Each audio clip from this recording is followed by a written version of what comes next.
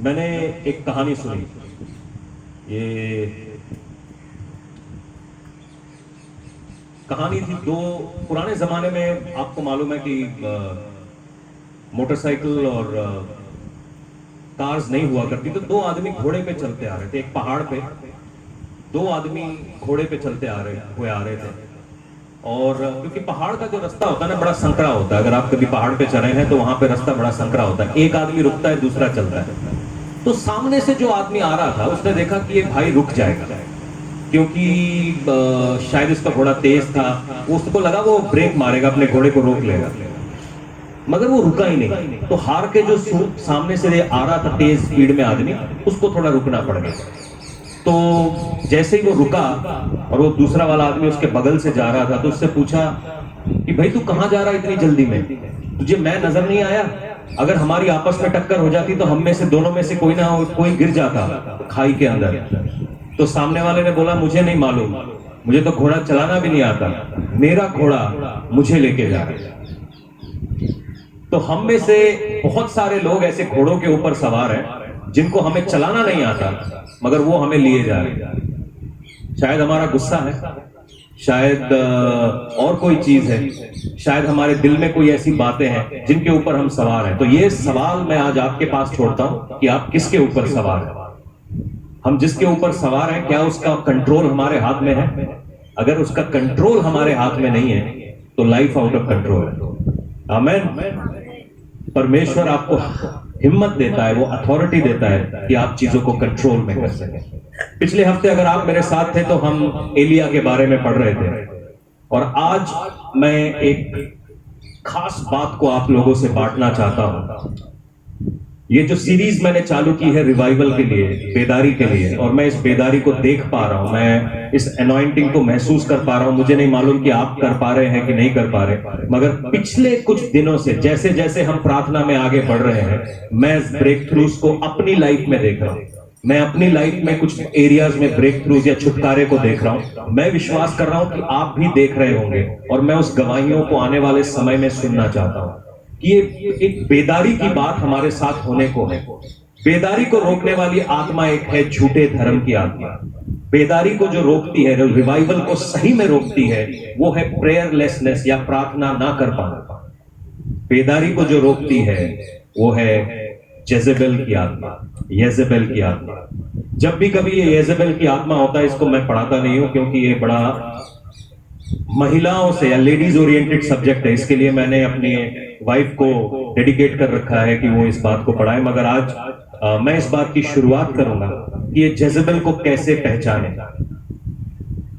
जब आप पिछले हफ्ते मेरे साथ थे तो हम एलिया के बारे में सुन रहे थे कि एलिया माउंट कारमेल के ऊपर या करमेल के पहाड़ के ऊपर जाता है, और वो कैसे बाल के याजकों का मजाक बनाता है।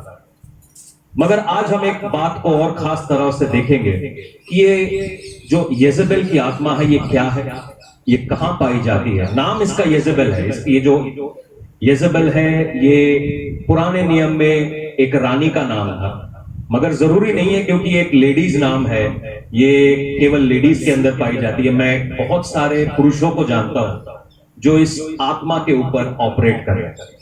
विदाउट मच अडू, ज्यादा समय ना खोते हुए, हम अपनी बाइबल्स को प्रकाशित वाक्य उसके 2 के 20 और 23 में खोल लेंगे।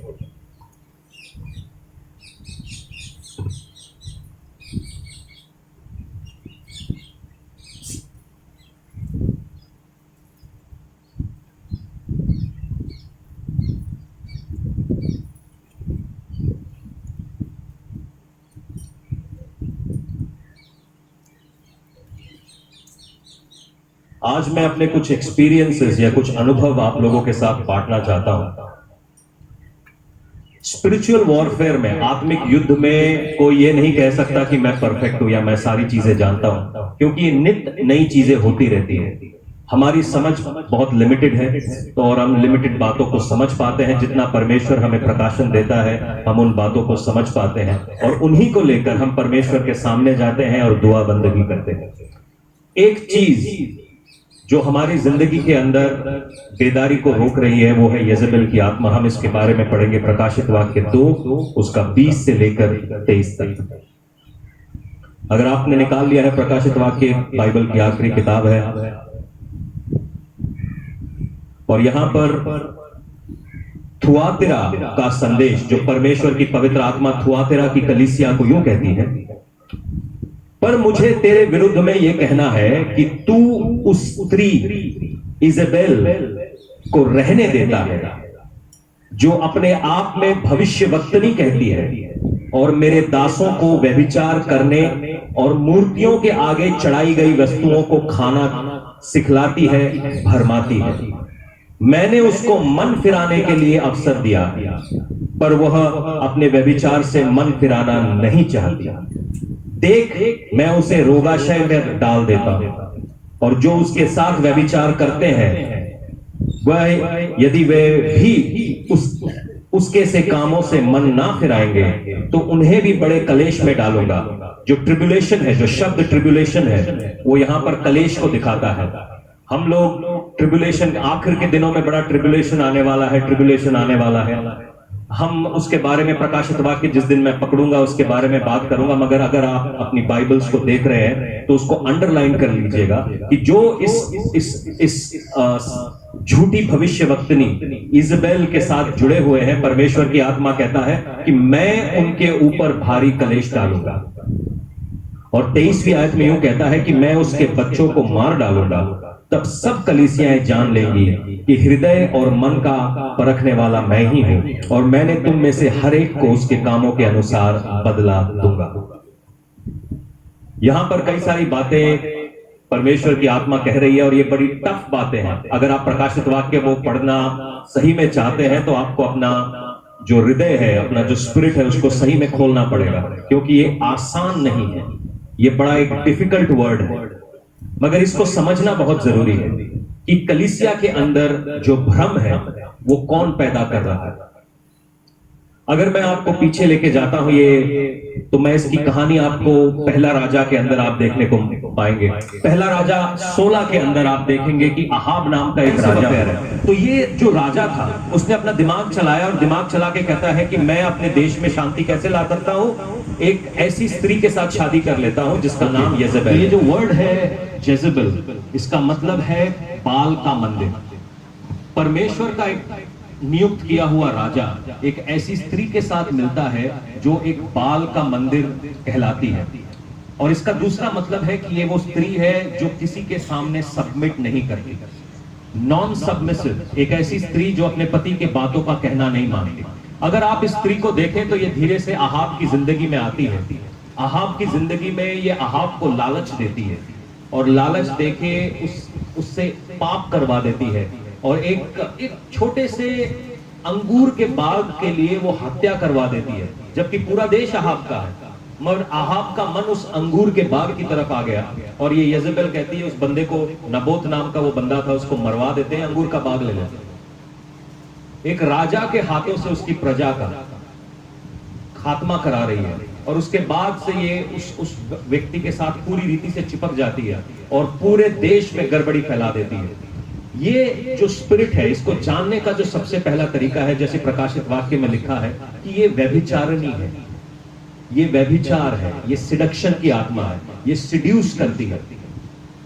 अगर जैसे ही सिडक्शन की बात आती है सब लोग औरतों की तरफ देखने लगते हैं। अगर आप ध्यान से देखें तो आजकल की दुनिया में बिक क्या रहा है, आपकी कोको कोला की बोतल से लेकर आपके सेंट तक, आप जो डिओड्रेंट लगा रहे हैं व्यभिचारी बिक रहा है। अगर आप कोको कोला की बोतल को देखेंगे वो सीधी बोतल भी हो सकती थी, उसको कमर के जैसे बनाने की क्या जरूरत थी। मैंने 14 साल एडवर्टाइजिंग करी है। हर चीज जो बनती है, हर चीज जो डिजाइन होती है, उसके पीछे बहुत थॉट प्रोसेस जाता है। करोड़ों करोड़ रुपए लगते हैं। ये जो डिजाइनर्स होते हैं वो करोड़ों रुपए लेते हैं एक चीज को बनाने के लिए, एक गाड़ी के कलर को बनाने के लिए, एक गाड़ी की शेप को बनाने के लिए, और सेल्स इसके ऊपर डिपेंडेंट होती है। आप कोक के बोतल से लेकर आप पानी तक, या आप कुछ भी ऐसा सोच लीजिए, आप घर की टाइलों के बारे में सोच लीजिए, उसके अंदर भी आपको व्यभिचार वाले ऐड नजर आएंगे, क्योंकि बिकता ही व्यभिचार है, बिकता ही व्यभिचार है। हम चाहे कितने धार्मिक बन जाएं, मगर हम जब कभी भी टीवी के सामने जा रहे हैं हम यही तो देख रहे हैं, यही चीज हमारे अंदर जा रही है और यही चीज के बारे में हम सोच रहे हैं। ये जेजेबेल की आत्मा है। फेसबुक के ऊपर हम यही तो देखते हैं। किसी चीज को आप जब देख लेते हैं आप उसको चाहने लगते हैं। हवा ने फल देखा, कहता मन भावना है। डेविड ने बादशिबा को नहाते हुए देखा, उससे व्यभिचार हो गया।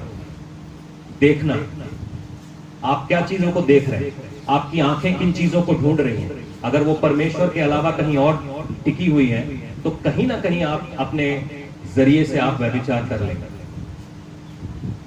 जो पहला काम है स्त्री का वो है सिडक्शन। ये जो आत्मा है वो सिड्यूस करती है, लोगों को अपनी तरफ आकर्षित करती है। ये आकर्षण की आत्मा है। आप बोलेंगे खाली औरतों में पाई जाती है, जितने भाई लोग हैं वो भी जानते हैं, वो भी आकर्षित करते हैं। चौराहों पे खड़े होकर कोई बहन जाएगी तो पूरा घर तक उसको आंखों ही आंखों में देखते रहेंगे। आकर्षण की आत्मा है। पूरा ईमानदारी से उसको घर तक छोड़ के आएंगे, फिर ऊपर से लेके नीचे तक उसको चेक करेंगे, उसके पाँव में कौन सा नेल पॉलिश है, सर में कौन सा क्या चीज लगाया है। ये आकर्षण की आत्मा है। क्यों अब आप कभी खड़े नहीं हुए, यहाँ के भाई लोग कभी चौराहे के ऊपर जिम से बाहर आके ऐसा लग रहा है 2 बांस लगा ली और ऐसे करके खड़े हो गए। होता है, मैं देखता हूँ यहाँ पे कई सारों को खड़ा हुआ। पूरे धारीवाल में 2-3 अड्डे हैं, मुझे मालूम है, वहां पर वो खड़े होते हैं और उसी समय खड़े होते हैं जब बहनों की छुट्टी हो रही होती है। मतलब कोइंसिडेंस है। खाली औरतों में नहीं है, ये आदमियों के अंदर भी पाई जाती है। दूसरी चीज है जो ये गलत शिक्षाओं को लेकर आती है। आपको अगर पॉपुलर बनना है तो आप गलत एक बात बोल दीजिए। आप एक ऐसी बात बोल दीजिए जो पॉपुलरिस्टिक हो कि लोग उसके ऊपर, ये गलत शिक्षाओं को चर्च के अंदर लेके आती हैं, गलत प्रैक्टिसेस को चर्च के अंदर लाने वाली एक आत्मा है। बहुत सारे लोग आजकल किसी का क्रेडिबिलिटी आपको जांचने की जरूरत नहीं है, क्योंकि फेसबुक, यूट्यूब ने सबको एक पॉपुलरिस्टिक आदमी बना दिया। आप कौन क्या लिख रहा है, क्या बोल रहा है, आपको कुछ नहीं पता। अगर आपको आपकी बाइबल नहीं पता तो यह बहुत आम है कि आप झूठी शिक्षाओं में खींचे चले जाएंगे। ये वो आत्मा है जो गलत शिक्षाओं को चर्च के अंदर लेकर आ। दूसरा चीज है, तीसरी चीज है, ये जो स्पिरिट है ये कभी किसी के सबमिशन में या कभी किसी के नीचे नहीं आना चाहती। ये हमेशा ऊपर उठना चाहती है, प्रोमिनेंस में रहना चाहती है। सबमिशन में आने का मतलब ये रहता है कि जब आप किसी पासबान के साथ हैं या किसी के, अगर मैं किसी के चर्च में जाता हूं, वो अपना पुलपिट मेरे को देते हैं तो मैं उनके अधिकार के नीचे सेवकाई कर रहा हूं। अगर मैं किसी को अपने चर्च में बुला रहा हूं तो वो मेरे अधिकार के नीचे सेवकाई कर रहे हैं। अगर आप मेरी कलीसिया में हैं और मैं आपको अपने प्रेयर के कवर के नीचे रखता हूं, अपनी प्रार्थना की छतरी के नीचे रखता हूं, तो आप मेरे अधिकार के नीचे हैं। और अकाउंटेबिलिटी है, जवाबदेही है। जितने लोग मेरे साथ जुड़े हैं मैं उनको पूछता हूं, बाइबल पढ़ा, प्रार्थना किया, बाइबल पढ़ा, प्रार्थना किया, बाइबल पढ़ा, प्रार्थना किया, आज फास्टिंग करेंगे। ये अकाउंटेबिलिटी है, जवाबदेही है। आप मेरे साथ काम करेंगे और आप बोलेंगे हम जवाब नहीं देते, हम यहाँ पे वॉलंटियर्स बनेंगे मगर हमें जवाब नहीं देना, हम जब मर्जी में आएंगे तब काम करेंगे, ऐसा नहीं हो सकता। जवाबदेही बनती है। द बॉडी ऑफ क्राइस्ट, जो परमेश्वर की कलीसिया है, इसके अंदर भी जवाबदेही होनी चाहिए। और ये स्पिरिट जवाब नहीं देती, ये स्पिरिट जवाब नहीं देती। इसको अपना करना है, अपने तरीके से चलाना है, अपना वर्चस्व कराना है। ये हमेशा दिखना चाहती है। Stage hungry then God hungry, ये स्टेज पे चढ़कर काम करना चाहती है। बहुत सारे लोग आपको दिखेंगे जो केवल स्टेज के लिए मिनिस्ट्री कर रहे हैं। मैं एक व्यक्ति से मिला, आपको पता है वहां पे कितना बड़ा स्टेज है? मैंने कहा मैं स्टेज के लिए सेवकाई नहीं करता। चाहे मेरे ऑडियंस में एक आदमी हो, अगर वो सच्चा है और वो परमेश्वर का दास बन गया है, मेरी सेवकाई सफल है। स्टेज के लिए सेवकाई नहीं करनी, परमेश्वर के लिए सेवकाई करनी। आप स्टेज के लिए मौका परस्त हैं या आप परमेश्वर के पीछे चलने वाले हैं? बहुत सारे सेवक अपनी लाइफ को बड़ा उसके अंदर बॉडी कॉल कॉम्प्रोमाइज कर लेते हैं स्टेज पाने के लिए। बड़े सारे, मैं बहुत सारों को जानता हूं, वो कॉम्प्रोमाइज करके अपनी जिंदगी को चला रहे हैं। मैं यहां पहुंच गया, इस चर्च में पहुंच गया, इस जगह पर पहुंच गया, इस लेवल पर पहुंच गया, इतने लोगों को मैंने प्रचार कर दिया। कैसे कॉम्प्रोमाइज करके? अगर कोई मेरे को बुलाता भी है तो मैं बोलता हूं कि आप मेरे को जानते हैं ना, मैं मिला के शब्द नहीं दे सकता। जो बोलूंगा सच्चा बोलूंगा, वचन से बोलूंगा, उसके बाहर आप मेरे से कोई उम्मीद नहीं करिए। अगर आपको मेरी टीचिंग्स देखनी है, आप हमारे चैनल पे जाइए, मेरी टीचिंग्स देखिए। अगर आपको समझ में आता है आप मुझे बुलाइए, वरना आप मत बुलाइए, क्योंकि वहां पर जाकर आप बोलेंगे कि पवित्र आत्मा का काम नहीं कर सकते। मैं नहीं कहूंगा, मैं वहां पे माइक छोड़ूंगा और चल दूंगा। बहुत सारे लोग ऐसा करते हैं, मैनिपुलेशन। ये जो स्पिरिट है मैनिपुलेट करती है। मैनिपुलेट का मतलब है अपनी मतलब को निकलवाने के लिए जालसाजियां करती है। ये सारी बातें आप अपने अंदर देखेगा, ये ना सोचिएगा कि ये किसके अंदर पाई जाती हैं। अभी आपके दिमाग के अंदर चल रहा होगा ये सबसे पहली चीज ये हमने देखनी है कि ये हमारे अंदर तो नहीं है। जो डिमोनिक पावर्स है वो दो तरीके से काम करती है। एक, वो एक आदमी के अंदर घर कर जाती है। दूसरा, वो आदमी को इन्फ्लुएंस कर रही होती है। इन्फ्लुएंस मतलब उसके सोच विचार के साथ छेड़खानी कर रही होती है। तो दो किस्म का जो डिमोनिक ऑपरेशन है, दो किस्म का होता है। एक है पोजेशन, मेरी समझ में, क्योंकि बाइबल के पास में आयत नहीं है, क्योंकि ये मैं अपनी सेवकाई के अनुभव से समझ पाया हूं। एक है पोजेशन, जहां पे वो आदमी पूरी तरीके से शैतान की गिरफ्त में, और वो गिरफ्त में एक साथ नहीं आता, धीरे धीरे धीरे धीरे धीरे धीरे करके उसके ख्यालों के साथ, उसकी आंख, उसके सोचने के तरीके, उसके बोलने के तरीके साथ शैतान खेलता है और उसके साथ वो आता है। वो डिप्रेशन एक दिन में नहीं आ गया, गुस्सा एक दिन में नहीं आ गया, हाँ, अपने आप को खत्म करने की बात एक दिन में नहीं आ गई। ये धीरे धीरे हो रहा है। परमेश्वर के वचन से आपको धीरे धीरे निकाला जा रहा है। एक दिन में निकल जाएगा तो आप समझ जाएगा, मगर ये धीरे धीरे हो रहा है। इट्स वेरी स्लो प्रोसेस, और इसको बोलते हैं इन्फ्लुएंस। हमारे घर में हमने 2-4 दिन पहले मैंने पेस्ट किया, पेस्ट खरीदने की मैंने एक मशीन ली। मेरे को छिपकलियों से बड़ी कोफ्त है, मैं उनको देख के मैं बड़ा अजीब लगता है। और मेरे घर में छिपकलियां नहीं, मगरमच्छ है। वो जब आई थी वो छिपकलियां थी, मगर उन्होंने ऐसा सामान किया वो मगरमच्छ बन गई। अब मैंने कुत्ते नहीं पाले, वो छिपकलियां मुझे देख के घुर्राती हैं, वो डरती भी नहीं है। मैं उसके पीछे जाऊंगा वहीं बैठी रहेगी। तो मैंने सोचा इसका इंतजाम क्या है कि मैं इनको या तो मारूं, मारने से कोई फर्क नहीं पड़ने वाला, मैं अपने घर में पेस्टिसाइड करता हूं, दवाई छिड़कता हूं। तो मैंने दवाई छिड़की।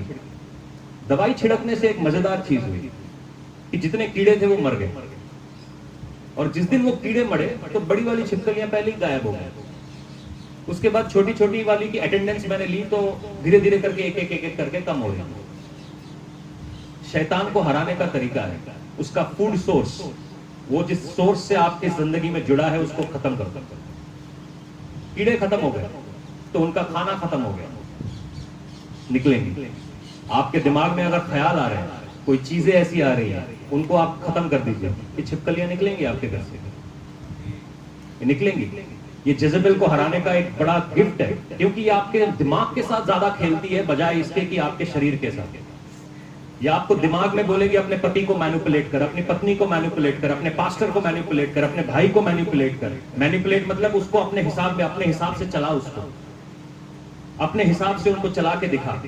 ये मैनिपुलेशन की आत्मा, अगर आपके अंदर ये मैनिपुलेशन की बात है, आप अपनी बातों को मनवाने के लिए घर में झगड़ा करते हैं, आप अपनी बातों को मनवाने के लिए घर के अंदर अलग अलग हिसाब से करते हैं, तो वो गलत है।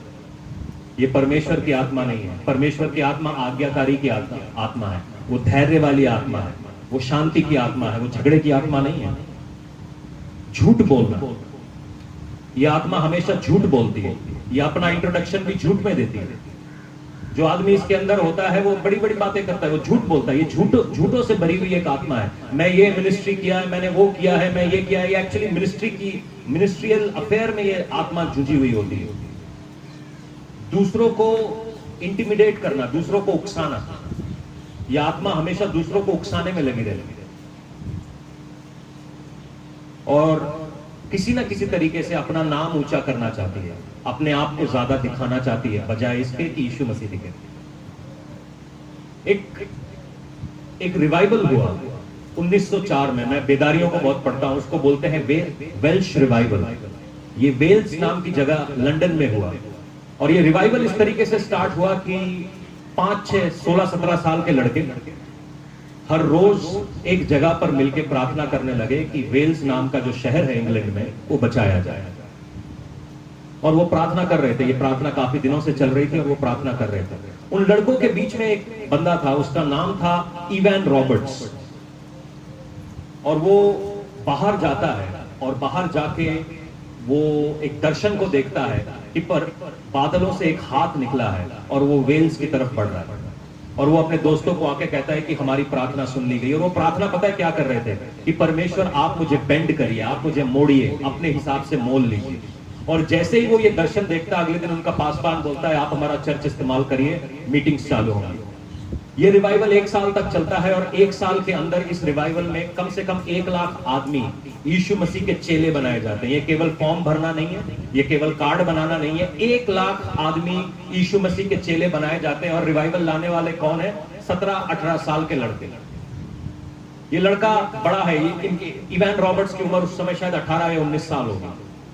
और ये अपने जमाने में, क्योंकि उस समय ना तो टेप्स हुआ करते थे, मैंने जितना किताबों में इस बंदे के बारे में पढ़ा है, बहुत पावरफुल है ये बंदा। अपने जिंदगी का जो मिनिस्ट्री है 2 साल में खत्म करता है। मिनिस्ट्री जो होती है आपको अंदर से निचोड़ लेती है, क्योंकि हर आदमी, अगर यहाँ पे 30 आदमी बैठे, 40 आदमी बैठे हैं, तो मेरे को हर एक आदमी की प्रॉब्लम को सुनना है, प्रॉब्लम को जानना है और उसके हिसाब से प्रार्थना करना है। अगर 40 आदमी आपको अपनी प्रॉब्लम बताने लगे तो सहन कर सकते हैं, 50 आदमी बताने लगे फिर भी सहन कर सकते हैं। दिन में 300 आदमी आपको प्रॉब्लम बताने लगे तो आसान नहीं है। मिनिस्ट्री अपने आप से निचोड़ लेती है। संडे के दिन मुझे लगता है कि कोई मुझे ड्राइव करके घर तक पहुंचा दे, आसान नहीं है, क्योंकि इट टेक्स आउट समथिंग। यीशु मसीह के कपड़ों को उस औरत ने छुआ और वो बोलता है मेरे अंदर से कुछ सामर्थ्य निकली। वो निकला है, भरा नहीं है, वो निकला है। जब वो निकलता है वो आपको कमजोर करता है। और ये बंदा जो था मिनिस्ट्री के बाद थक गया था, और जब थक गया था तो एक उसी समय की बड़ी अमीर एक इवेंजलिस्ट इसके पास आती है, कहते बेटा तुम थक गए हो, तुम मेरे घर में आओ। वो अकेली रहती थी, इसको अपने घर में एक अकेला जगह बना के दी। धीरे धीरे ये डिप्रेशन में चला गया। जैसे ही उनकी अलाइनमेंट हुई, इन दोनों की दोस्ती हुई, इस बंदे की प्रीचिंग छूट गई, वो डिप्रेशन में चला गया। क्यों चला गया पता नहीं, कैसे वो डिप्रेशन में चला गया वो पता नहीं। तो ये औरत इनके साथ मिलती है और बोलती है कि अब छोड़ो तुम प्रीचिंग, तुम मेरे घर में रहा। वो किससे मिलेगा, किसके साथ बैठेगा, किसके साथ उठेगा, ये सब ये औरत डिसाइड करने लगती है, जो कहती है कि मैं बहुत बड़ी एक इवेंजलिस्ट हूं। ये 1905 की शुरुआत में एक किताब को निकालते हैं, वो टू द सेंट्स, और उसके बाद 1905 के एंड में इवान रॉबर्ट्स बोल देता है कि I am sorry for writing this book. ये लड़का अपने समय का सबसे बड़ा प्रचारक हुआ। 20 साल की उम्र में इसने मिनिस्ट्री छोड़ दी, 72 साल का होकर ये मर गया, क्योंकि इसके ऊपर येजेबेल का हमला हो। False alignment will give you false assignment. गलत लोगों के साथ आप जुड़ोगे, आपको गलत जगहों पर ले जाएंगे। परमेश्वर ने इसकी जिंदगी में आत्माओं को बचाने का बोझ रखा था, मगर जैसे ही इस औरत के टच में ये आता है, इसकी जिंदगी बदल जाती है। ये इसको लोगों से अलग कर देती है, अपने कंट्रोल में रखने लगती है, इसके माइंड को मैनिपुलेट करती है, और ये अजीब अजीब सी प्रीचिंग्स करने लगा। आखिरी की जो इवान रॉबर्ट्स की प्रीचिंग्स हैं, अगर आप उनको सुनेंगे, क्योंकि उस समय टेप्स मिलते थे, तो वो बहुत ही अजीब प्रीचिंग्स हैं, अजीब स्टैंडर्ड्स हैं। कोई बाइबल से भी उनका लेना देना नहीं है। वो अपने आप के अंदर ही, मतलब ही इज जस्ट कर्सिंग, वो कर्स करे जा रहे हैं। हमारे जब हम गोवा में थे तो हमको एक शादी में बुलाया जाता है, और उस शादी में हमको बोला जाता है कि आप ये हस्बैंड एंड वाइफ के लिए आप प्रार्थना करें। हम प्रार्थना करते हैं वहां पर, और वो शादी खत्म हो जाती है, हम अपने घर आ जाते हैं।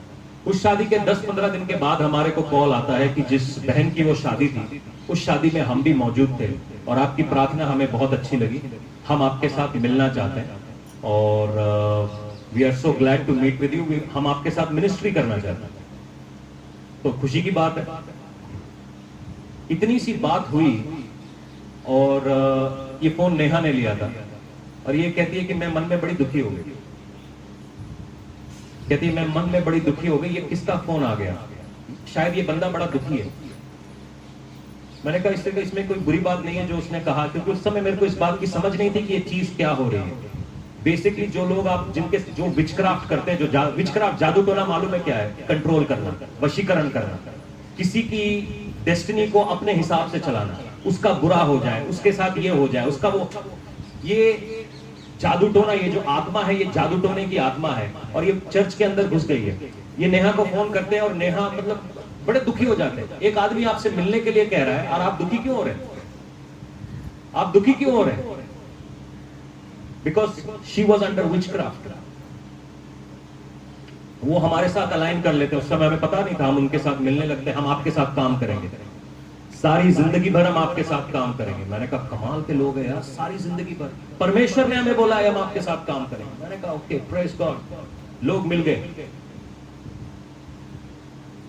थोड़ा समय जाने लगा। उसके बाद एक दिन हमको मिलते हैं, कहते हैं कि आपकी, मैं प्रीच कर रहा था बंदों के अंदर जो दर्द होता है उसके अंदर, उसके बारे में, तो कहता है आपकी टीचिंग बहुत हार्ड है, हम ले नहीं सकते, आप अपनी टीचिंग चेंज करो।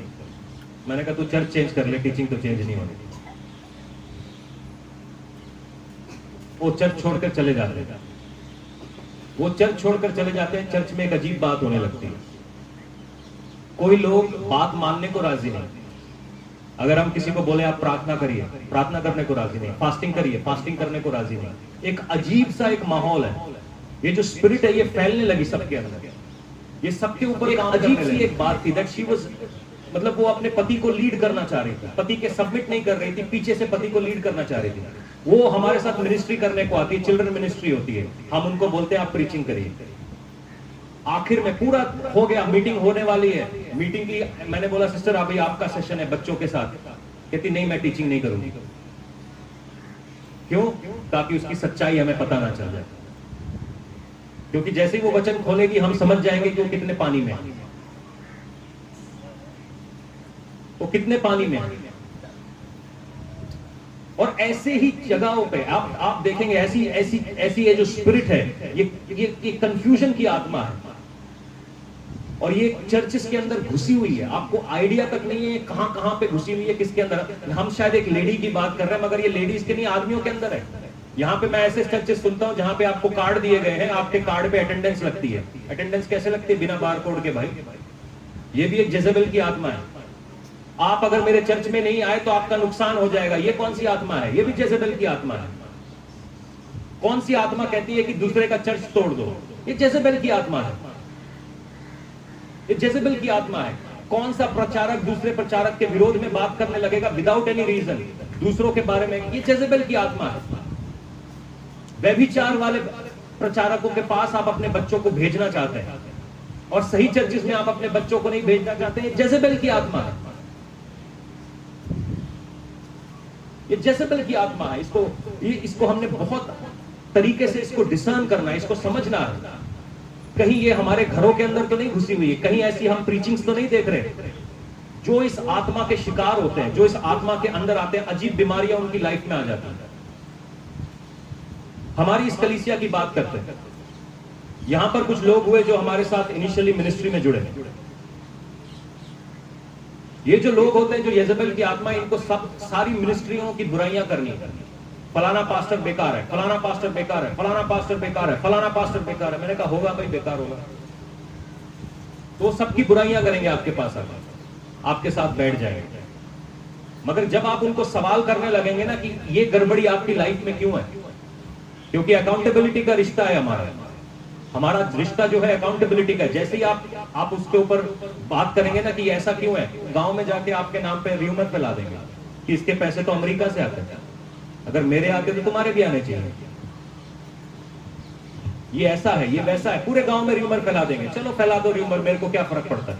र्यूमर का मतलब गलत अफवाह, फैला दो, कोई फर्क नहीं पड़ता मुझे, क्योंकि परमेश्वर को मेरी सच्चाई मालूम है। 7 महीने जाते हैं, उनकी बीवी बिस्तर पे पड़ी हुई है, उसको खून बहने की बीमारी है, पति किसी और के साथ भाग गया। यही की कहानी है। ये जेजेबेल की आत्मा है। हमने इसको तोड़ना है। ये जेजेबेल की आत्मा तो कभी रिपेंट नहीं करेगी, कभी रिपेंट नहीं करेगी। ये बस कट के निकलना चाहती है, दूसरों को गलत बताना चाहती है, खुद को सही बताना चाहती है, अपने आप को यीशु मसीह से ऊपर उठाना चाहती है। दूसरी बात, जब हम इनके साथ एसोसिएशन करते हैं, इनके साथ मिलते हैं, इनके साथ संगति में जाते हैं, हमारी मिनिस्ट्री खराब हो जाती है, हमारी प्रार्थना का जीवन खराब हो जाता है, हमारा प्रेयर लाइफ खत्म हो जाता है। बहुत सारे ऐसे पासवान हैं जो स्पिरिट के नीचे हैं। एक मिनिस्ट्री में बताना चाहता हूं,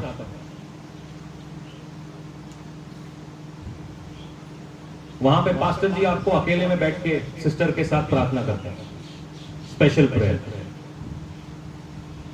बड़ी खास मिनिस्ट्री है। अगर आपकी लाइफ में कोई प्रॉब्लम हुई है और वो बहन की लाइफ में कोई प्रॉब्लम है, पास्टर जी आपको अकेले बुला के प्रेयर करेंगे। अकेले में कौन सी प्रेयर होती है भाई? सबके सामने भी कर ही सकते हो। ऐसा कौन सा जादू का डंडा है तुम्हारे पास जो अकेले में फिराओगे? ऐसे ऐसे लोगों को सुना है, एक पास्टर जी किसी के घर में विजिटेशन को गए, विजिटेशन को ऐसा गए कि उस घर में बस गए, उस घर के पति को घर से बाहर निकाल दिया। जेजेबेल की आत्मा। हम परिवार जोड़ने के लिए बनाए गए, तोड़ने के लिए नहीं बनाए गए। हमारी मिनिस्ट्री का एक रूल है, never meet a woman alone. हम किसी के साथ अकेले मिलते नहीं। मैं अकेला बाजार तक नहीं जाता ही नहीं, अकेले रहो ही मत। इसीलिए मैं बोलता हूं, अगर आपकी शादी हो गई है तो लेके आइए, नहीं हुई तो शादी करिए, अकेले रहो ही मत। अगर किसी ने मिलना है मेरे से, आप मेरे एसोसिएट्स के साथ मिलिए, मेरी पत्नी के साथ मिलिए, सीधी बात है। एक जगह पे ऐसा हुआ, मीटिंग खत्म हुई, मीटिंग खत्म होने के बाद एक सिस्टर आती है, I wish my husband would, मेरा पति आपके जैसा होता तो मजा आता था। मैंने उनके पास्टर जी को बोला मैं घर जा रहा हूं, आप संभालो मुझे। फेसबुक में एक बटन है ब्लॉक, वो मुझे बहुत पसंद आता था। जब भी ऐसा कभी होने लगे, ब्लॉक बटन दबा दो। आपके फोन्स में ऐसे फोन्स आते हैं, आपकी आवाज मुझे बहुत अच्छी लगती है, तुरंत उस फोन को ब्लॉक नंबर पे डाल दो, इससे पहले कि वो आपको अपने तरफ, अपने लेवल में खींचे। आपके जो आपके नीचे है वही आपको नीचे खींच सकता है, ऊपर वाला तो आपको ऊपर ही खींचेगा ना, वो आपको नीचे तो नहीं खींचेगा। ये बड़ा खतरनाक एक स्पिरिट है, ये घरों को तोड़ रही है, चर्चिस को तोड़ रही है। हमने इसको समझना है। हम कैसे जानेंगे कि हमारे ऊपर जेजेबेल का हमला है? अगर आप परमेश्वर की नियति में हैं, अगर आप यहां बैठे हैं, तो मैं विश्वास करता हूं you have the promise of God. परमेश्वर के वायदे आपकी लाइफ में, परमेश्वर की आत्मा आपके ऊपर काम कर रही है, परमेश्वर के मिरेकल्स आप देख रहे हैं। अगर ऐसा है तो ये अटैक आपके ऊपर है, I can't help it. Elia के ऊपर ये अटैक होता है। पहला राजा 19 के 2 से लेकर हम 5 तक पढ़ेंगे। घबराना नहीं है, मैं आपको अच्छी बातें भी बताने वाला हूं। इसमें से हम निकल आए, अगर हम निकल आए तो आप भी निकल सकते हैं।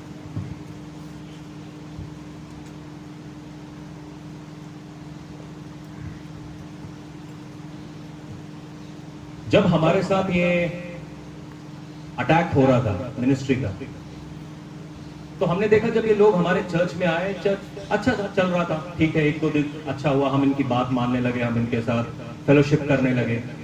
जो अंग्रेजी का बाइबल है वो यूं कहता है कि you eat out of the table, आप येजेबेल के मेज में से खाना खाते हो। मेज का मतलब फेलोशिप है, परमेश्वर की जो मेज है उसको हम फेलोशिप बोलते हैं। आपकी फेलोशिप किसके साथ है? परमेश्वर उसको देख रहा है।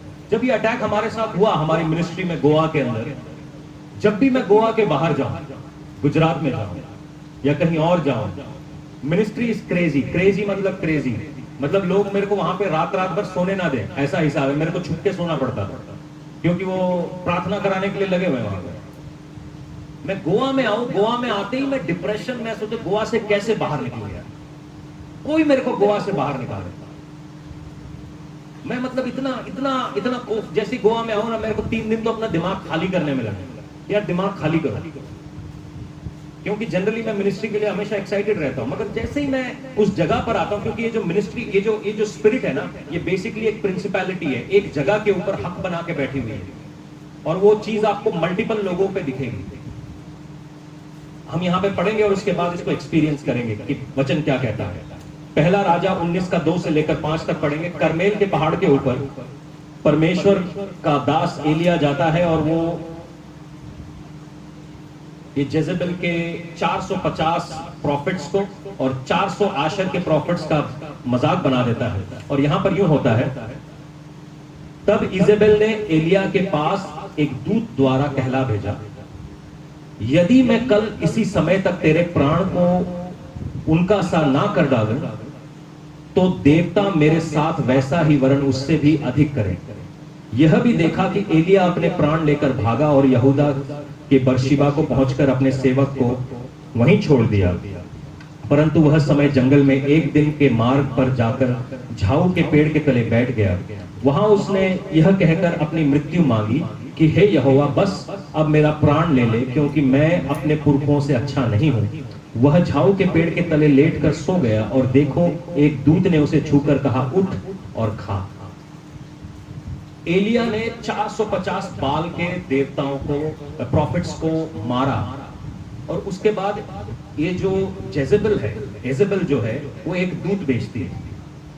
येजेबेल का जो काम था वो यहोवा के दासों को मारना था। उसने एक टीम इकट्ठा कर रखी थी कि वो परमेश्वर के नबियों को मारती थी, और उस समय 100 परमेश्वर के नबी रह गए थे, बाकी सब मर गए थे और छुप गए थे। वो नबी किसी केव के अंदर, किसी गुफा के अंदर बैठ के पानी और रोटी पे अपना गुजारा कर रहे थे। इतना बुरा हाल था। तो इसने एलिया के पास कोई मर्डरर नहीं भेजा, कोई भाई नहीं भेजा, उसने एक दूत भेजा कि मैं तेरे को मरवा दूंगा। 400-450 आदमियों को मराने वाला भाग गया वहां से। अगर आपके ऊपर ये फियर और एंजाइटी का काम हो रहा है तो कहीं ना कहीं आप येजेबेल के अटैक में हैं। आपको मैं बताता हूं कि बाल की आराधना क्या है। बाल जो है एक व्यभिचार का देवता है, और एशर या अस्थर जो नाम का है वो है जिसको फर्टिलिटी गॉडेस, जिसको बच्चे नहीं होते थे यूनानी सभा में या पुराने उसमें, तो वो अस्थर की आराधना किया करते थे। अस्थर और ये जो बाल के जो मंदिर हुआ करते थे, यहाँ पर व्यभिचार हुआ करता था। यहाँ पर लोग अपने शरीरों को काटा करते थे। ये जो कान में पियर्स कराना है, नाक में पियर्स कराना है, अपने अंगों को काट फाट के अलग करना है, ये बाल के मंदिरों में हुआ करता था। भारतवर्ष के अंदर भी यही प्रथा थी। देवदासी नाम की एक प्रथा थी। तो इस प्रथा में ऐसा हुआ करता था कि जो बाल के पुरोहित हुआ करते थे या उस मंदिर को पैसा देने वाले हुआ करते थे, वो इन लड़कियों के साथ गलत संबंध बनाते थे। जो बच्चे होते थे उनको बलि करके बाल के लिए चढ़ा दिया जाता है। ये भारतवर्ष के अंदर भी ये देवदासी की प्रथा है। साउथ इंडिया के अंदर आपको खास तौर पे मिलेगी। आप जो हम पुनरुत्थान दिवस है उसको हम ईस्टर क्यों बोलते हैं? ईस्टर का तो उसका कोई मतलब वचन में कहीं नहीं लिखा ये ईस्टर है। ये जो एस्थर नाम की देवी है, अंडों का क्या मतलब है? अंडे, ये खरगोश, ईस्टर बनी, ये कहां से आया? बाइबल में तो मैंने कोई कहानी नहीं पढ़ी कि अंडे ढूंढने पड़ेंगे। बाइबल में तो मैंने कोई कहानी नहीं पढ़ी कि वहां पे आपको खरगोश ढूंढना पड़ेगा। ये जो एस्थर है, आशर बोलते हैं इसको, यूनानी में एस्थार बोलते हैं, इसी से बना दिया इन्होंने ईस्टर। बाइबल से इसका कोई लेना देना नहीं, इसका बाइबल से दूर दूर तक कोई लेना देना नहीं। तो ये जो स्त्री थी येजेबेल, वो ये ही काम करती थी कि परमेश्वर के लोगों को बाल की आराधना में लगा दिया करती थी। तो अब उसको रोकेगा कौन? परमेश्वर के लोग ही रोकेंगे। और जो सही लोगों को ये मार देती थी, जो गलत लोग होते थे उनको व्यभिचार में डाल के बोलती थी तुम बाल की आराधना करो। तो ये एलिया के ऊपर हमला कैसे करती है? एलिया को टच तो कर नहीं सकती क्योंकि परमेश्वर का प्रोटेक्शन उसके पास है। धमकाने लगती है। मैं एक पासबान के बारे में जानता हूं, बहुत बड़े चर्च के, बैप्टिस्ट चर्च के पासबान हुए। इनकी जो सेक्रेटरी थी, मैं उनका नाम नहीं बताऊंगा, इनकी जो सेक्रेटरी थी, अभी खैर उनकी शादी टूट गई है, इनकी जो सेक्रेटरी थी उसने इनके साथ शारीरिक संबंध बनाए, और शारीरिक संबंध बनाने के बाद हर रोज इन्हें ब्लैकमेल करे कि मेरी माँ को चर्च का डीन बना, मेरी बहन को चर्च की सेक्रेटरी बना, मेरी ये कर वो कर। और ये सिलसिला 6 साल तक चलता रहा। चर्च के अंदर फॉल्स प्रीचिंग्स चलती रही। 6 साल के बाद उनकी जो ये पास्टर थी, इनकी वाइफ ने बोला कि ये गलत है जो आप कर रहे हैं, और फिर मामला सारा खुल के सामने आया। अगर आप परमेश्वर के दास हैं तो बच के रहिए। सब बोलो, बच के रहिए, बच के रहिए। अगर आप परमेश्वर की दासी हैं तो बच के रहिए। जिन लड़कियों की शादी नहीं हुई, जिन लड़कों की शादी नहीं हुई, जैसे ही मैं पूरी तरीके से परमेश्वर का अनॉइंटिंग मेरे पास आया, ऑफिस की हर एक लड़की मुझे फोन करने लगी। मुझे लगा इस काले भूत को क्या हुआ, सारी लड़कियां इसके पीछे दौड़ रही हैं। वाह यार, डूड कुछ तो हुआ है। एक दिन पवित्र आत्मा ने मुझे पकड़ा, कहता कि ये तेरी वजह से नहीं दौड़ रही, ये मेरी वजह से दौड़ रही है। शैतान तेरे पीछे इनको ला रहा है, भाग यहां से। इसके बाद जब फोन आया, मैं फोन ही ना उठाऊं। आपकी अनॉइंटिंग बहुत कीमती है। जितने लोग यहाँ पर बैठे हैं, प्लीज समझिए। हो सकता है उसके 6 पैक्स हो सकता है उसके हाथ में बड़ा सा टैटू हो, मगर आपकी अनॉइंटिंग की कीमत नहीं है वो टैटू। टैटू झुर्रियों के साथ गायब हो जाएगा। वो बनाएगा हवाई जहाज, झुर्रियां जब आ जाएंगी टैटू में मूंगफली लगने लगेगा। उसके 6 पैक रहने नहीं वाले, मेरे भी नहीं रहे। शादी की फोटो आप मेरी फेसबुक पे चेक कर सकते हैं। मेरी बेटी बोलती है यू आर टीनेजर। मेरी छाती की जगह पेट आ गया, पेट की जगह छाती आ गई है। उम्र ऐसा कर देती है आपको। एलिया के ऊपर हमला होता है येजेबेल का। एलिया वहां से डर के भागता है। 450 आदमियों को मरवाने वाला परमेश्वर का दास जो एक बार आवाज करता है, वहां पे आग आ जाती है, डर के भागने लगता है। अगर आपके ऊपर ये फियर का अटैक है, दिस इज अ जेजेबेलिक अटैक। दूसरा, आप गलत आवाजों को सुनने लगते हैं। मिनिस्ट्री छोड़ दे, घर से निकल जा, खुद को खत्म कर ले, तेरी जिंदगी का कोई फायदा नहीं हो रहा। फॉल्स हियरिंग, फॉल्स आवाजों को सुनना अगर आप सुन रहे हैं तो आप जेजेबेल के अटैक के नीचे हैं। मैं अपनी मिनिस्ट्री बंद कर देना चाहता था, शुरुआत से पहले ही बंद कर देना चाहता था।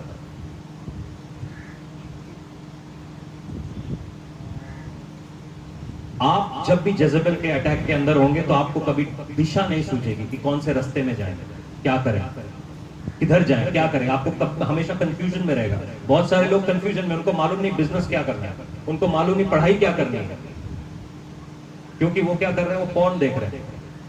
पॉर्न देखते हुए जेजेबेल उनके अंदर काम कर रही है और उसने उनके दिमाग के ऊपर हमला कर रखा है। इसको तोड़ने का केवल एक ही तरीका है, आपने समझना है हमारी लड़ाई मांस और लहू के खिलाफ नहीं है। इफिसियों 6 यूं कहता है कि हमारी लड़ाई मांस और लहू के खिलाफ नहीं है, प्रधानताओं के खिलाफ है। It's a principality. आप जेजेबेल के सामने अकेले नहीं जा सकते, आपको मदद की जरूरत पड़ती है। आप उसको अकेले, आप उसको जैसे ही आप उसको रोकेंगे ना, जैसे ही आप उसको रोकेंगे, वो आपके खिलाफ बातें करने लगेगी, आपके खिलाफ बात करने लगेगी, आपका इमेज डिस्ट्रॉट कर देगी। ऐसे अगर व्यक्ति को आप समझ पाए हैं या ऐसी चीजों को आप जान पाए हैं, तो आपने ये समझना है, आपने इसको प्रार्थना में तोड़ना है। अगर ये चीज आपके अंदर काम कर रही है, अगर व्यभिचार की आत्मा आपके अंदर काम कर रही है, गलत सोचें आपके अंदर काम कर रही है, आपका थॉट प्रोसेस सही नहीं हो पा रहा, आप कभी भी अपने दिमाग को खाली नहीं कर पा रहे, तो आपने प्रेयर के अंदर इनको तोड़ना है।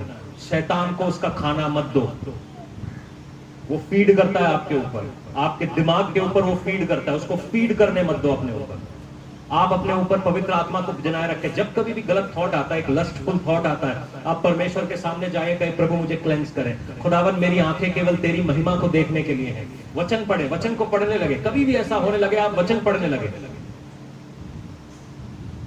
10 बार, ये मैंने अपना रूल बनाया था कि जब मैं ये अटैक के अंदर था, जब मैं एकदम बेबी क्रिश्चियन हुआ करता था, तो मैं एक ऐसे चर्च में गया जहां पर शादी करने के लिए भी आपको पास्टर जी की इजाजत की जरूरत पड़ती है।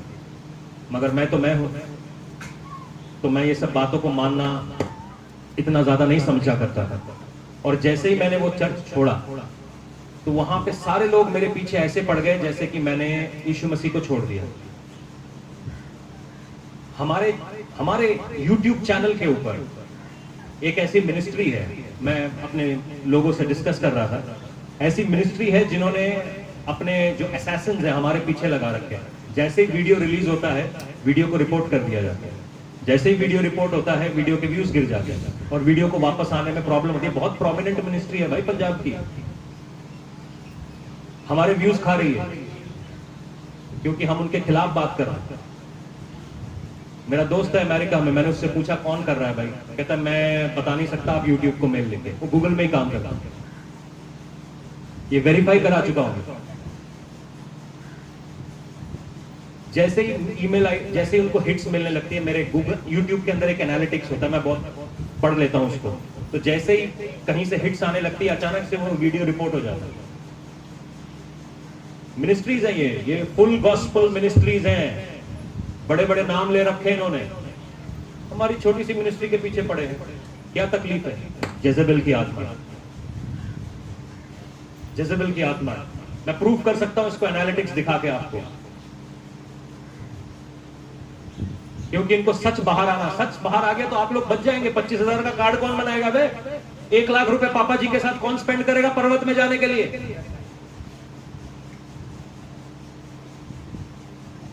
खुदा के पांव पकड़ो, आदमी के पांव क्यों पकड़ते हो? खुदा तुम्हारे लिए नहीं करेगा।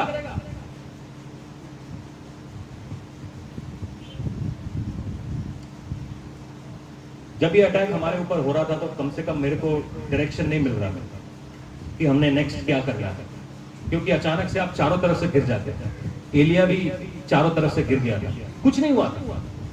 उसने शैतान का खुल्लम खुल्ला मजाक बनाया। वो एक खबरी को इसके पास भेजती है, तेरे को ठोक दूंगी। ये भागने लगता है, ये भागने लगता है। परमेश्वर का दास भागने लगता है, परमेश्वर के सामने कहता है मैं मर्डर तो कर नहीं सकता अपने का, तू मेरी जान निकाल लेगा। वो भूखा प्यासा एक जगह पर सो जाता है। ये डिमोनिक अटैक है। और जब ऐसा हमारे साथ हो रहा था, हम फास्टिंग में गए, क्रेजी फास्टिंग। फास्टिंग मतलब फास्टिंग, टीवी छोड़ दिया, जो चीज हमको परमेश्वर से दूर ले जा रही थी वो सारी चीजें छोड़ दी। मीठा खाना शायद छोड़ दिया था, और जो जो चीजें पसंद थी वो सब छोड़ दी थी। हमने अपने आप को बुरी तरीके से तोड़ लिया था। और फिर ग्रेजुअली हम क्या देखते हैं, धीरे से ये चीज हमारे ऊपर से हटने लगती है, हमको डायरेक्शंस मिलने लगते हैं, हमारी कलीसिया वापस होने लगती है, लोग मिलने लगते हैं, लीडर्स मिलने लगते हैं। हमारी बेसिक मिनिस्ट्री अपोस्टलिक और प्रोफेटिक मिनिस्ट्री है। जहां पे भी अपोस्टलिक एंड प्रोफेटिक मिनिस्ट्री होती है, ये दुष्ट आत्मा घुसती है, क्योंकि इनको मालूम है अगर चेले खड़े हो गए, वो हजारों लाखों विश्वासियों से कीमती एक चेला है। जब हम फास्टिंग में गए, अपने आप को तोड़ा, परमेश्वर के सामने लाया, अटैक से निकलने के बाद मेरे पैसे रुकते ही नहीं थे। मेरी इतनी बुरी हालत हो गई थी, क्योंकि हम फेथ बेस्ड मिनिस्ट्री है, हमारे पास कोई तरीका नहीं है पैसे लाने का। मेरी जेब में पैसे नहीं टिके। 80,000 का नुकसान, 90,000 का नुकसान। जो काम करूं, जो मीटिंग ऑर्गेनाइज करूं, वो मीटिंग कभी हो नहीं। मैं इस अटैक में से निकला, परमेश्वर ने मेरे को डबल ट्रिपल ब्लेस किया। जहां पे आप देखेंगे आपके पैसे ठुक रहे हैं, बिना बात के आपके पैसे इलाज में जा रहे हैं, ये जेजेबेल का अटैक है। इसको तोड़ना है। आपकी मिनिस्ट्रीज नहीं चल रही, आपकी लाइफ नहीं चल रही, आपने इसको तोड़ना है। तोड़ने का एक ही तरीका है जो मैंने समझा है, वो है फास्टिंग एंड प्रेयर। आपको यह जानना है कि यीशु आपके पीछे खड़ा है, दैट्स इट। वो आपके पीछे खड़ा है, ये कुछ नहीं कर सकती आप। इसको एनकरेज मत करिए, इसको हवा मत दीजिए, इसको प्रोमिनेंस में आने मत दीजिए अपनी लाइफ में। कोई ये कहेगा कि मैंने को परमेश्वर ने दर्शन दिया है कि तू मेरे साथ शादी कर, पहले परमेश्वर को सेम दर्शन मेरे को भी देने दे। कि क्या परमेश्वर तुझसे ही बात करता है? मुझसे भी करना चाहिए। परमेश्वर ने कहा है कि तुम्हारे और मेरे साथ क्या बोलते बिजनेस होना चाहिए। वेट करो, वेट करो। आप परमेश्वर की सुने, परमेश्वर आपको आजाद करेगा। आइए हम प्रार्थना करते हैं। अगर ये मेरी जिंदगी में आजादी आई है, मैं विश्वास करता हूं ये आपकी जिंदगी में आई होगी। सबसे पहले हम ये देखेंगे, ये कुछ बातें हैं जो हमारी जिंदगी में तो नहीं पाई जाती। क्या हम दूसरों को ललचा रहे हैं? क्या हम झूठी बातें कर रहे हैं? क्या हम परमेश्वर की सेवकाई के नीचे झुकना नहीं चाहते? क्या हम लोगों को बरगला रहे हैं? क्या हम पर यीशु मसीह को नीचे करना चाहते हैं और खुद को ऊपर करना चाहते हैं? क्या हम स्टेज पे हमेशा चढ़ना चाहते हैं, परमेश्वर को ऊपर नहीं करना चाहते? क्या हम मैनिपुलेशन करते हैं, लोगों का मन बदलने की कोशिश करते रहते हैं? क्या हम कंट्रोल करते हैं? क्या हम झूठ बोलते हैं? क्या हम दूसरे को उकसाते हैं? शायद ये सारी बातें हम में से किसी में हो, शायद कुछ भी ना हो, शायद एक आध बात हो। आप इसके खिलाफ प्रार्थना करिए। इस स्पिरिट को अपने ऊपर फीड मत करने दीजिए। ये आपको आपके दिमाग के ऊपर चलनी नहीं चाहिए। अगर आप एंजाइटी में, आप डरे हुए हैं, आपको लगता है कि आपकी मिनिस्ट्री कभी नहीं चलेगी, आपका बिजनेस कभी नहीं चलेगा, आपका परिवार कभी नहीं चलेगा, आप इसके अटैक में हैं, आज हम प्रार्थना करेंगे। आज हम इसके खिलाफ प्रार्थना करेंगे। आपको बिना बात के डर लगता है, बिना बात की कुछ ऐसी बीमारियां हैं जो आपके शरीर में चल रही हैं, हम इसके खिलाफ प्रार्थना करेंगे। आइए हम प्रार्थना करें। हालेलुया। अपने आंखों को बंद करिए। पवित्र आत्मा को अपनी लाइफ में पहला स्थान दीजिए। कि Lord I give you the first place. खास करके मैं उन लोगों के लिए देख पा रहा हूं, यहां पे एक चीज जो काम करती है वो है कब्रों की आत्मा।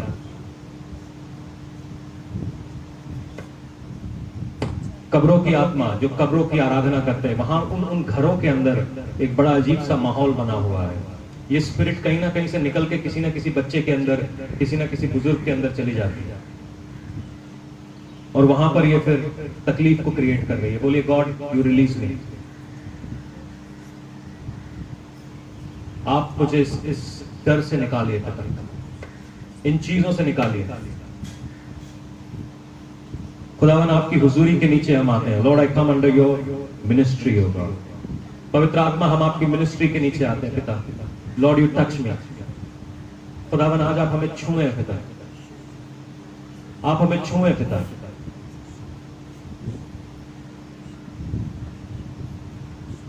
आप हमें छुए पिता। Lord you touch me Lord. खुदावन आप हमें रिलीज करें पिता। हम इस फॉल्स मैनिपुलेशन में नहीं बसना चाहते। हम लोगों को ललचाना नहीं चाहते। We don't want to seduce people.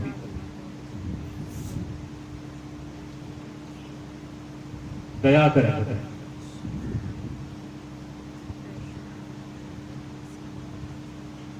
प्रभु आप हमें आजाद करें इसी समय पिता। मैं जानता हूं इट्स टफ टीचिंग है, बहुत टफ टीचिंग है, मगर ये आपकी लाइफ में रिवाइवल को रोक रहा है।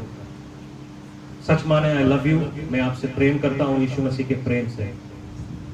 ये मेरे अकेले की बस की बात नहीं है आपसे प्रेम करना। ये परमेश्वर के जरिए से मैं आप सबसे प्रेम करता हूं। You are my family. आप मेरा परिवार है। और जब आप बेदारी को देखेंगे अपने घरों में, मुझसे ज्यादा खुश कोई नहीं होगा। बेदारी का मतलब है रूहें बचती हैं। ये स्पिरिट आपको इवेंजलिज्म करने नहीं देती। ये स्पिरिट आपको लोगों तक यीशु मसीह को पहुंचाने नहीं देती है। ये आपकी लाइफ को तोड़ के पाप में डाल देना चाहती है, क्योंकि अगर हम पाप में गिर जाएंगे हम टेस्टिमनी कैसे देंगे?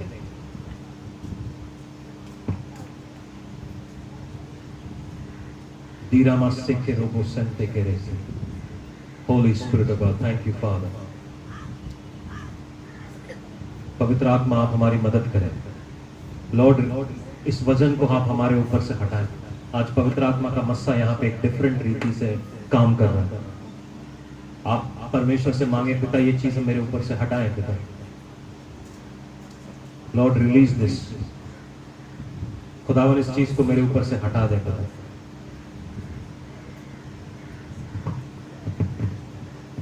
पवित्र आत्मा की सामर्थ के नीचे अपने आप को लाएं। परमेश्वर आपसे प्रेम करता है। ये जानना बहुत जरूरी है कि परमेश्वर आपसे प्रेम करता है। He loves you। कोई प्रिंसिपैलिटी, कोई ताकत आपका कुछ नहीं बिगाड़ सकती। हम बस इसको अपनी जिंदगियों में अधिकार लेने ना दें, अपनी फैमिलीज के ऊपर अधिकार लेने ना दें, अपने चर्चिस के ऊपर इसको अधिकार लेने ना दें। परमेश्वर ने आपके जरिए से बड़ी बड़ी गवाहियां खड़ी करनी है। जब आप प्रेयर करेंगे लोग चंगे होंगे। आप प्रोफेसीज करने वाले हैं। इस दुष्ट आत्मा को अपने पीछे पड़ने ना दें। आप अलग किए हुए हैं। यू आर कॉल्ड, आप बुलाए गए हैं। अगर बुलाए नहीं होते तो आप यहां पर नहीं होते। आपको बुलाया गया है ताकि आप परमेश्वर के कामों को करें। आप छुड़ाए गए हैं। थोड़ा से किनते रहे। Don't go back. उस नरक में वापस ना जाओ। स्पिरिट आपको नीचे खींच रही है नरक की तरफ। इसके पास इसको अपने ऊपर अधिकार करने मत दीजिए। आइए हम प्रार्थना करें। अपने जो लोग खास तौर पे किसी के सामने आते ही आप इंटिमिडेट हो जाते हैं, या किसी को कोई आपको डरा देता है, या कोई व्यक्ति की बात को सुनते ही आप डर जाते हैं, तो मैं चाहता हूं कि आप प्रार्थना करें। आप प्रार्थना करें। Just get into a time of prayer. ये स्पिरिट आपको इंटिमिडेट नहीं कर सकती। कुछ लोग होंगे शायद ये रिजेक्शन एक रिजेक्शन के रूप से आपके ऊपर चिपक गई है।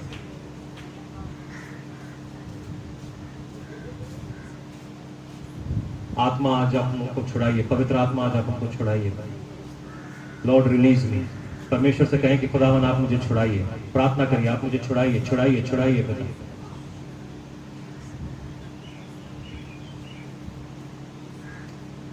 मैं चाहता हूं हर एक आंख बंद रहे, हर एक आंख बंद रहे। Every I is close, every I close, please बंद रखिए। जो लोग इस प्रचार को समझ पाए हैं और जो ये समझ पाए हैं कि इसका हमला आपके ऊपर हो रहा है, वो प्लीज अपना एक हाथ उठाइए so that I can see.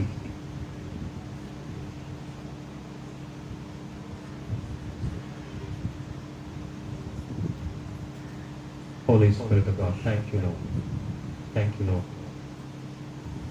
नीचे कर लीजिए प्लीज, आइए हम प्रार्थना में जाएंगे। Holy Spirit, we pray Lord। खुदावन हम प्रार्थना करते हैं कि ये हमारी डेस्टिनी को हमसे दूर ना करें, हमारी डेस्टिनी को हमसे दूर ना करें, हमारी डेस्टिनी को हमसे दूर ना करें पिता। आपको एक डेस्टिनी में बुलाया गया है। जितने लोग यहाँ पे मौजूद हैं, I know you are called into a destiny. अगर नहीं होते तो आप मेरे साथ नहीं होते। आइए अपने स्थानों पर खड़े हो जाएं और एक गीत को गाएंगे। Just one stand, we are losing time, हम समय खो रहे हैं। मैं वर्शिप टीम की जरूरत नहीं है, आप अपनी अपनी जगहों पर रहिए। We will pray. Hallelujah, holy spirit of God, thank you father.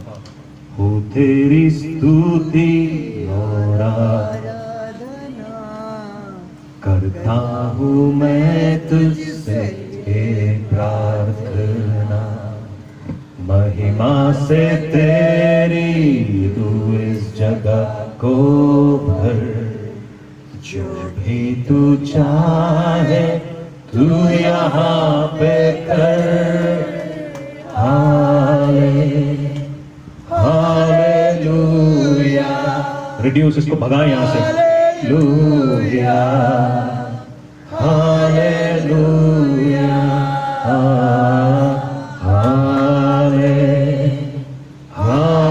Hallelujah, hallelujah, hallelujah.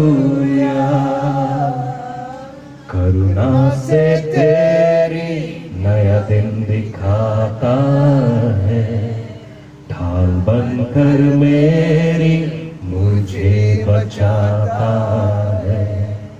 जब मैं पुकारूं तू दौड़ आता है, जब मैं गिरूं मुझे उठाता है।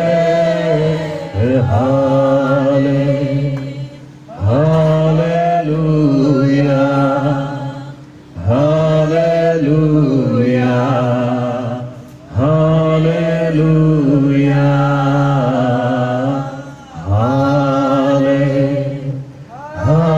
हालेलुया। Humble yourself, अपने आप को परमेश्वर के सामने दीन करें। Draw near to God, परमेश्वर के करीब जाएं। वो आपके करीब आ रहा है इस समय। He's standing right next to you. He's standing right next to you. आपके बगल में वो खड़ा है इसी समय। वो आपके बगल में खड़ा है इसी समय। वो पुकार रहा है, मेरे बेटे मेरी बेटी तू कब मेरी तरफ आएगा। He's standing right next to you, right next to you right now. Hallelujah,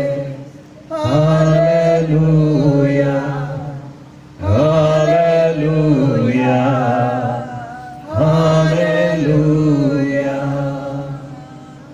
करुणा से तेरी नया दिन दिखाता है, ढाल बनकर मेरी मुझे बचाता है। Just lay hands on your stomach, अपने पेट के ऊपर इस हाथों को रखें, इस स्पिरिट को रिब्यूक करें।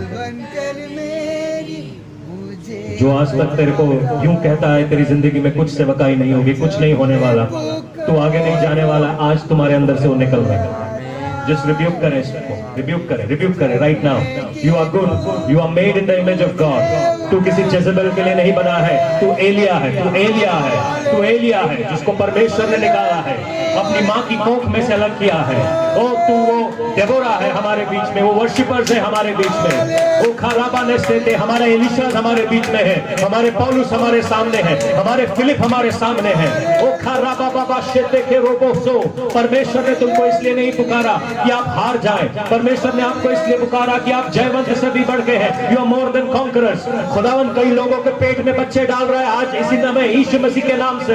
दीराबा से खेरो, ये जेजेबेल की जो दुष्ट आत्माएं निकल रही है, and you are getting healed by the name of Jesus. अनखेरा मासे देखो रोबो शेखेंते रे बेरे दूरा बाबा से ते दूरा बासे ते खेरो बोसो देखे रोमो से खेलते रे बेबे खोरो मोने ते का मैंने से दूराबाशे। परमेश्वर किसी के लिए पैसों का इंतजाम कर रहा है।